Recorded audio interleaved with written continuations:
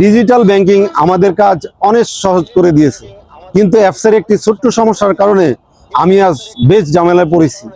কয়েকদিন আগে ভুল করে আমি $28 এমন একটি কার্ডে লোড করে ফেলি, যার মেয়াদ অনেক আগেই শেষ হয়ে গেছে। এখন আমার প্রশ্ন হলো, যে কার্ডের মেয়াদ শেষ সেটা অ্যাপসে দেখা যাবে কেন? যদি মেয়াদ শেষ হওয়ার পর কার্ডটি নিচ থেকে তালিকা থেকে সরে যেত, তাহলে আমার মতো মানুষ এমন ভুল করতো না। তো এই কারণে এখন আমাকে ব্যাংকে গিয়ে আবেদন করতে হবে, টাকাটা ফেরত পেতে কয়েকদিন অপেক্ষা করতে হবে। এর মধ্যে আমার কিছু দরকারি কাজ আটকে থাকবে। ব্যাংক কর্তৃপক্ষের কাছে আমার অনুরোধ, অ্যাপসটা এমনভাবে ঠিক করা যাতে মেয়াদ শেষ হওয়া কার্ডগুলো আর না দেখা যায়। আর সবাইকে বলবো, কোনো কার্ডে টাকা বা ডলার লোড করার আগে একবার ভালো করে দেখে নিন। একটু সতর্ক থাকলে এমন ঝামেলা এড়ানো সম্ভব। ধন্যবাদ সবাইকে। আসসালামু আলাইকুম, ভালো থাকবেন।